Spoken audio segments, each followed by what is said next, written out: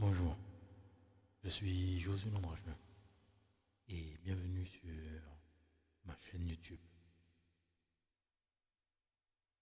Je fais cet enregistrement pour un podcast sur le thème de la mode, pour mon livre numérique intitulé Ma vision du style et de la mode pour hommes. Ce podcast est important pour moi parce que ce thème est mon thème de prédilection.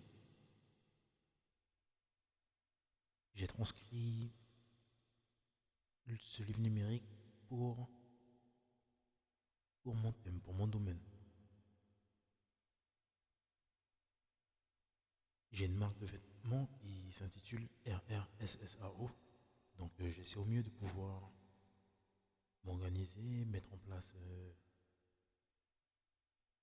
faire naître la ferveur liée à la marque, liée à moi-même, de façon consciente, de façon responsable, et afin de pouvoir m'épanouir au mieux dans mon environnement de travail.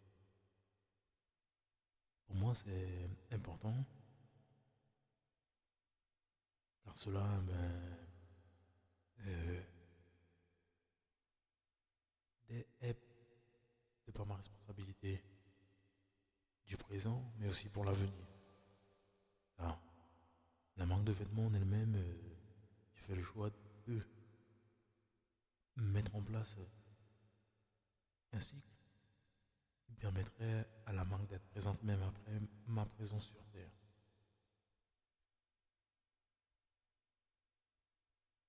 Le livre numérique est disponible sur Amazon Kindle. Donc, j'ai déjà fait la lecture d'une partie du livre dans les précédents podcasts sur ce thème. Donc là, j'ai parlé euh, du chapitre 4, 5 et 6 en énonçant la citation et en parlant en globalité, en mettant en avant les sujets liés aux divers chapitres.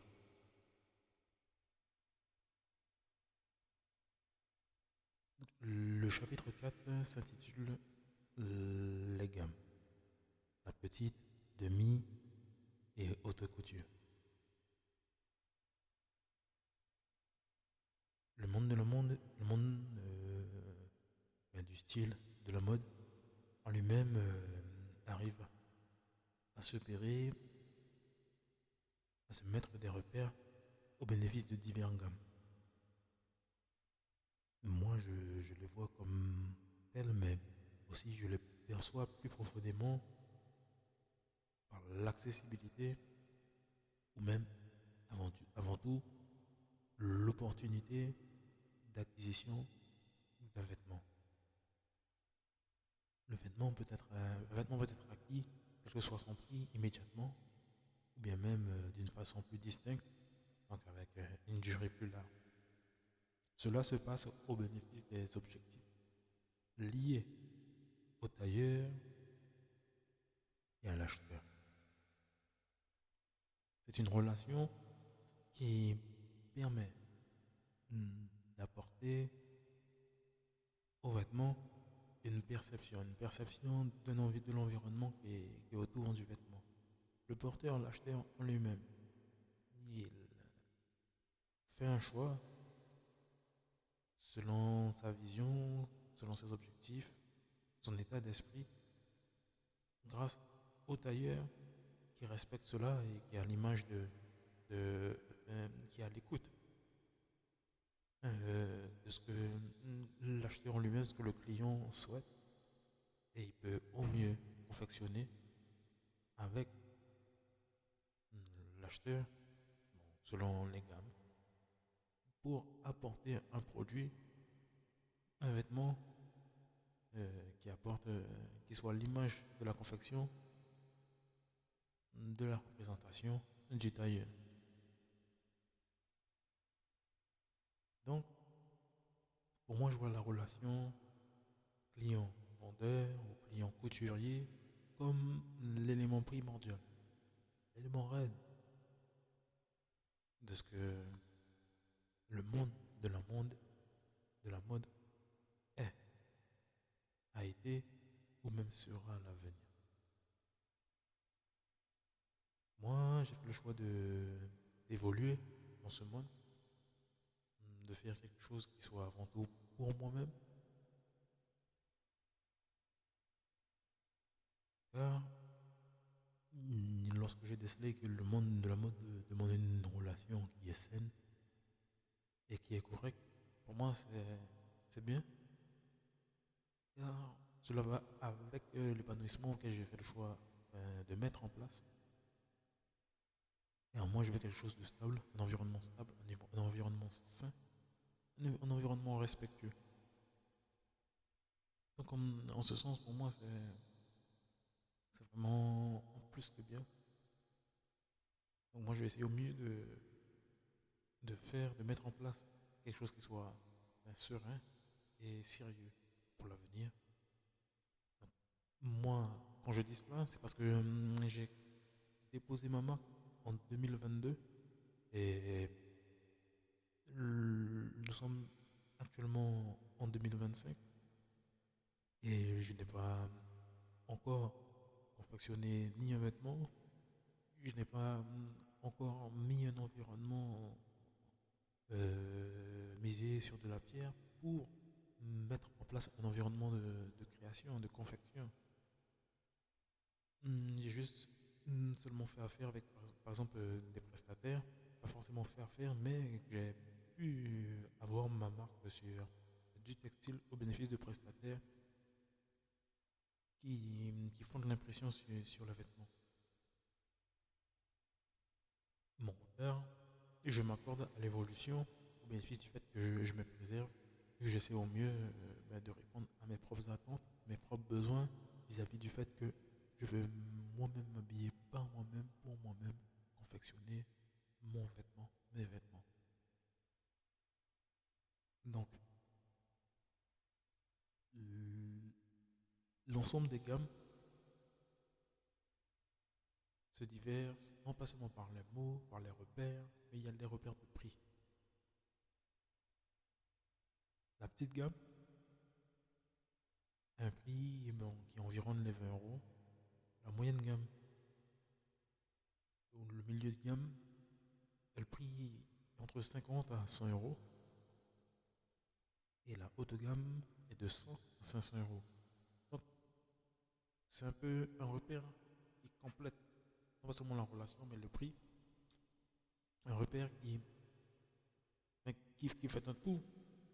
Car c'est au bénéfice des finances, de l'argent qu'il y a les heures de travail, le matériel, les matières premières.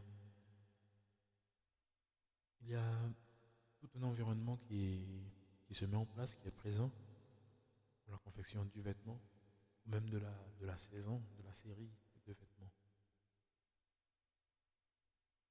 Donc moi, j'ai pu écrire quelques citations qui sont présentes dans le livre numérique. La première citation que je lis, c'est le but est de confectionner un produit, concrètement une œuvre illustrée et embellie par la perception commune.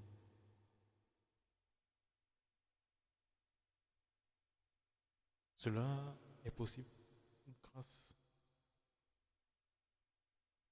à la relation, grâce à une méthode. Des fois, la méthode peut être universelle et avoir diverses empreintes, identités, uniques à tout un chacun, d'où le fait d'être une marque, une représentation, une distinction. L'un des gros artisans de cela et qui a fait preuve d'un travail, je veux dire, assidu et observer les saisons, les cycles, être présent à chaque saison. Euh, c'est dans l'une des citations que je vais le dire, c'est au bénéfice de mes recherches. Donc, entre le 19e et le 20e siècle, un Français originaire d'Angleterre crée Cette méthode, conçue par la motivation de ce dernier, a promulgué non pas seulement un vêtement confectionné sur mesure, mais une relation de création, de perception, tailleur, vêtement, client. Tailleur, client, vêtement, un art. C'est un art car le fait d'apporter cette touche, d'apporter ce regard, cette attention du vêtement, de ce qu'il est, de ce que le client lui-même désire, dans l'ensemble de ce que j'ai lu, que le tailleur, il apporte un dessin, il met des couleurs, des accessoires, il crée. Lorsqu'il crée, c'est à la demande du client, la plupart du temps, mais il réalise sa création. Lorsqu'il la réalise, il y a une relation, une discussion, un échange, des interactions avec le client. Et des fois, la demande du client peut se faire selon des saisons ou des événements. Le tout, c'est pour un regard des fois qui peut être personnel, qui peut être intimiste, mais qui est partagé avec le tailleur, avec le styliste. Parce que cela est fait, cela est cultivé mutuellement, il y a toujours un rendu, une perception qui est commune avant tout, au bénéfice des temps d'essayage, et aussi de tout l'environnement lors du jour J, lors de la période escomptée. Et c'est vraiment beau. Il a été aussi un artisan d'un ensemble de, par exemple, des défilés. Il a apporté un plus sur le fait même qu'il y a la possibilité d'avoir des sosies, des mannequins, des personnes qui euh, partagent une empreinte, un état d'esprit, un respect des valeurs liées au monde de la mode, qui peuvent au mieux être présents et avoir cette présence, cette aura en portant les œuvres. Les œuvres du tailleur, les œuvres de la saison, les œuvres consacrées pour le moment, la période. Mais aussi, ils peuvent apporter leur touche personnelle vis-à-vis de leur taille qui est unique à ce moment, puisque le moment aussi leur appartient à l'ensemble des mannequins. Donc il a pu apporter cela et c'est ce qui est bien. Moi, personnellement, j'ai besoin d'un relationnel propre au mien, c'est-à-dire d'un regard véridique, stable, conscient, dans le temps présent, afin de ressentir la totalité des effets voulus par la création vestimentaire réalisée. Donc moi, je suis quelqu'un d'assez unique dans ma démarche, ce dont j'essaie au mieux de mettre en place, de faire, au bénéfice de ce dont quoi je compte. C'est-à-dire que moi, ben, je n'ai pas parié sur une performance future, dans le monde de la mode, mais sur mon corps, mon âme, mon esprit. Mon regard se porte sur mes capacités psychiques, spirituelles à répondre à l'exigence de la moyenne gamme, haute gamme et haute couture. Donc, pour moi, le plus important, c'est d'être dans une situation où je sais que je peux être perduré dans le temps, être performant pour la stabilité, et puis c'est possible m'accorder le fait de voir du mieux que possible, de voir du mieux que possible l'évolution.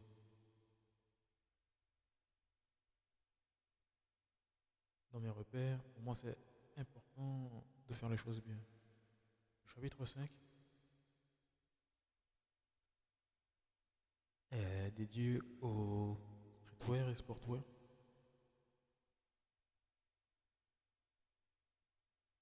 La mode est est évolutive. La mode a connu une évolution vestimentaire, des codes qui peuvent être portés au quotidien, mais aussi à des moments opportuns. Le streetwear a vu le jour récemment, je dis récemment, c'est il y a moins de 200 ans, au bénéfice de jeunes qui ont apporté au monde de la mode un message, un engouement, un style unique. C'est-à-dire que le vêtement streetwear en lui-même, c'est la ferveur des jeunes, la ferveur des jeunes patrons, entrepreneurs, des jeunes artistes, des jeunes entreprises, ou même de grosses entreprises, de grosses industries qui ont confectionné des vêtements pour des saisons, pour des temps froids. Donc les ouvriers puissent au mieux être en capacité de répondre aux attentes, mais aussi pour faire passer un message. Donc cela a été énorme pour le monde de la mode, car toute ferveur, lorsqu'elle est porteuse, lorsqu'elle a du sens, euh, elle représente vraiment et elle est liée au monde de la mode, c'est quelque chose.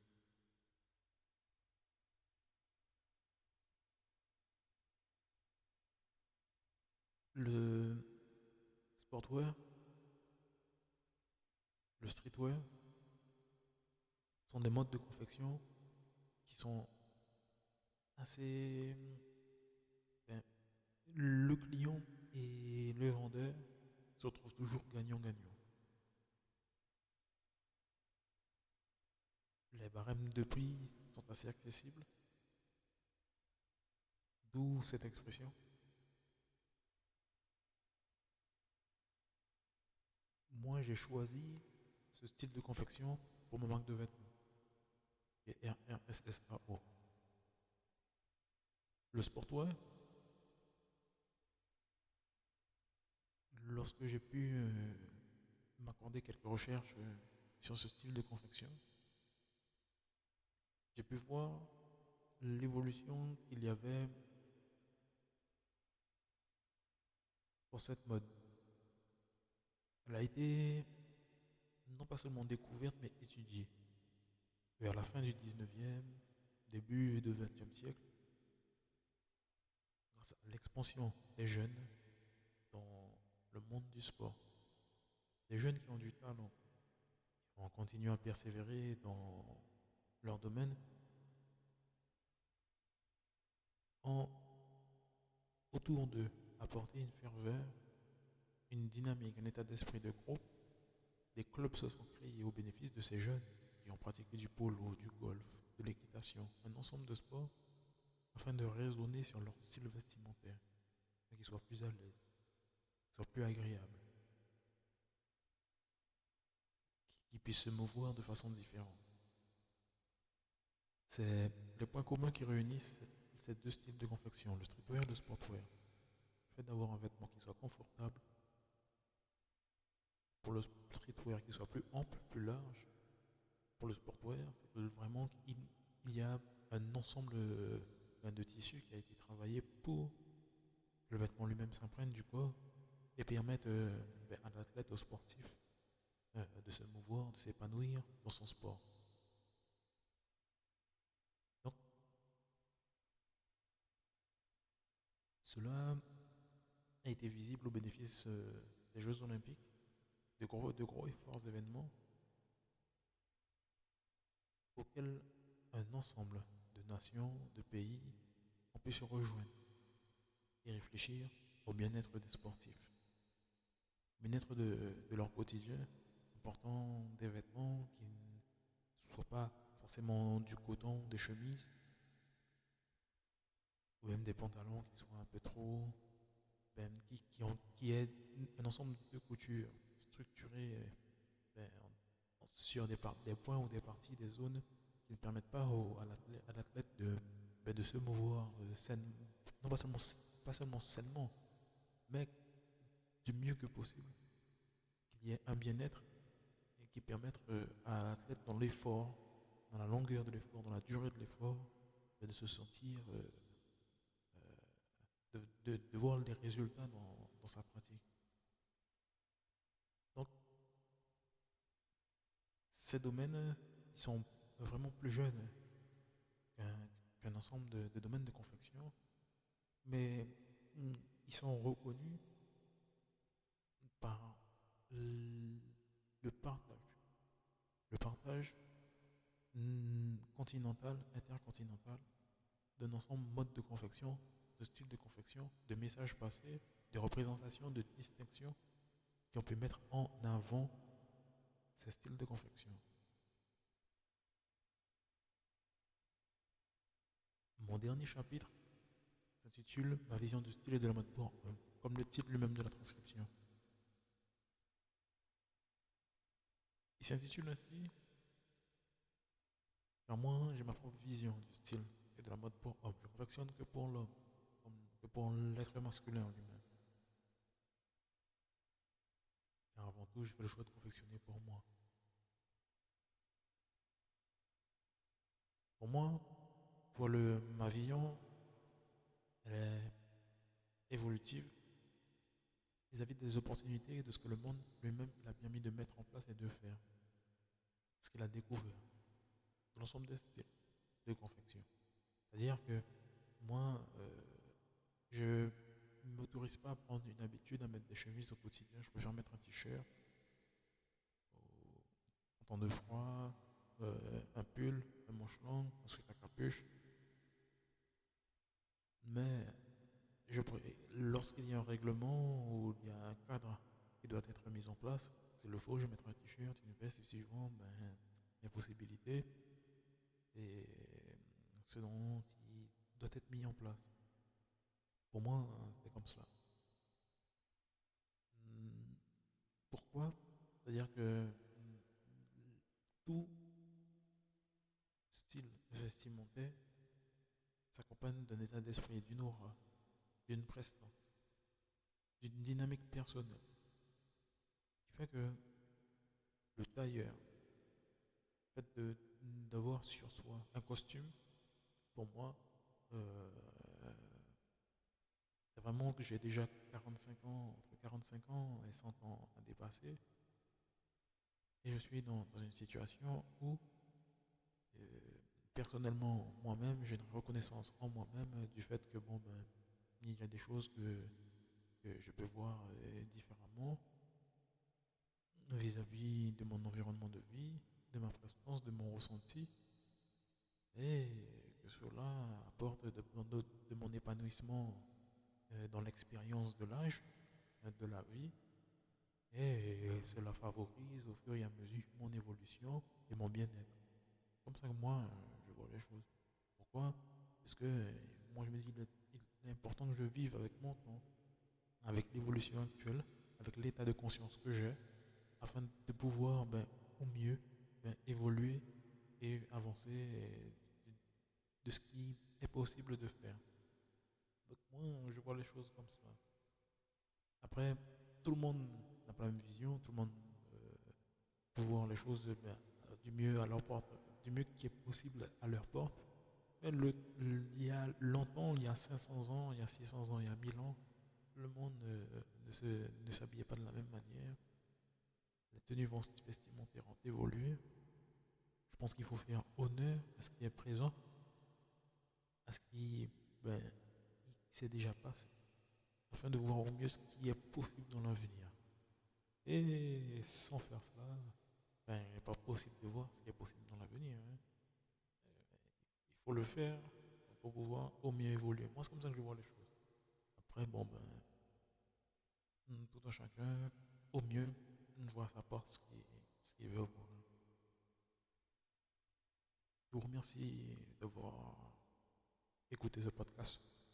Abonnez-vous, likez,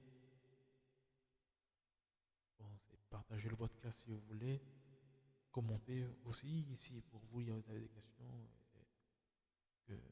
avez besoin au mieux d'avoir d'autres réponses.